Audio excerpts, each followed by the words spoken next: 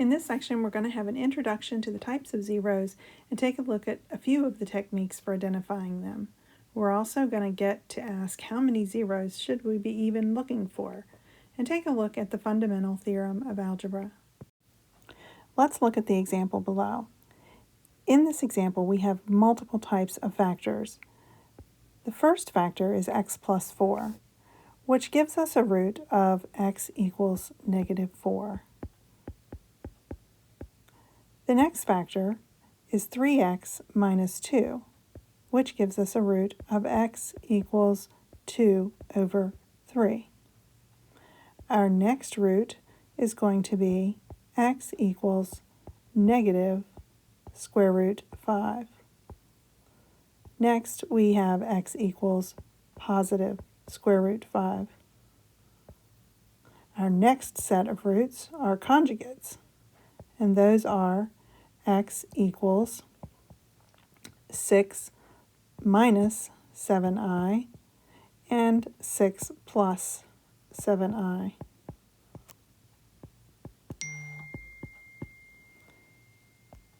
In each case, we have a different type of root. The first two roots are rational roots. The next two are irrational.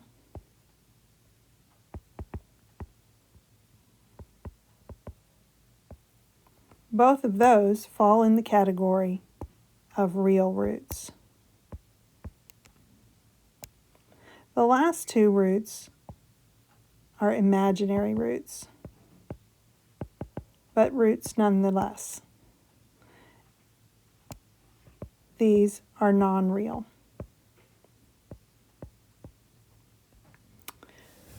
We have different tools to use that can tell us how many of each type as well as how to locate each zero.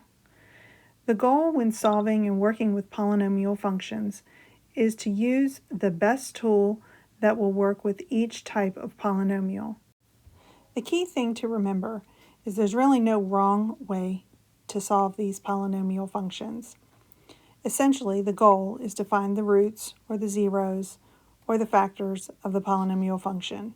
It all means the same thing. The end goal is the same no matter how you say it or what you do. There are so many different methods, and you should just use the one that works the best for you or the best one that applies to the problem you're working on. We're just going to look at several different methods and how each one works. So before you start solving your functions and finding your roots, the first thing to figure out is how many of them you're going to be looking for.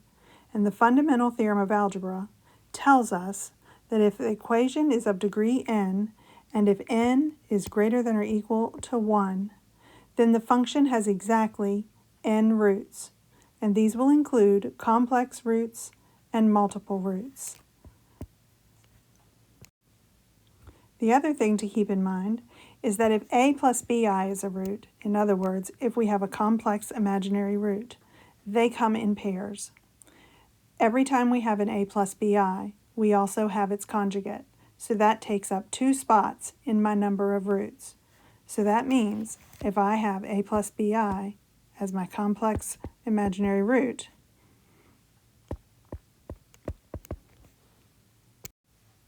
then I will also have a minus bi.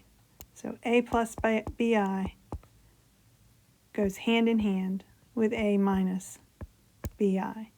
They take up 2 slots. I can't have one without the other. Once we move forward into the next section, we'll figure out whether our real roots are positive or negative, and we'll also find out more details about whether they're rational or irrational.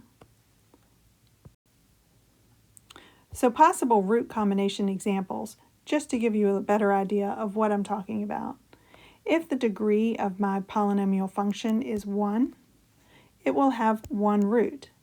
The only possible combination there would be 1 real root.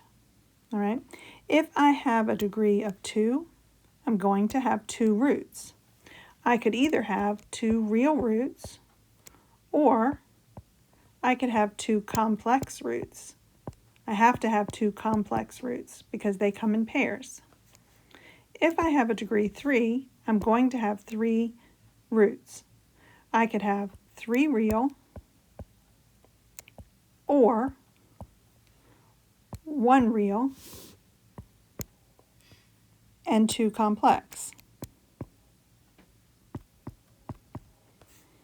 If I have a degree of 4, I'm going to have 4 roots, which means I could have 4 real or 2 real plus 2 complex or 4 complex. Notice how the complex always comes in multiples of 2. And I would keep going no matter how high my degree went, making sure that my complex always came in multiples of 2.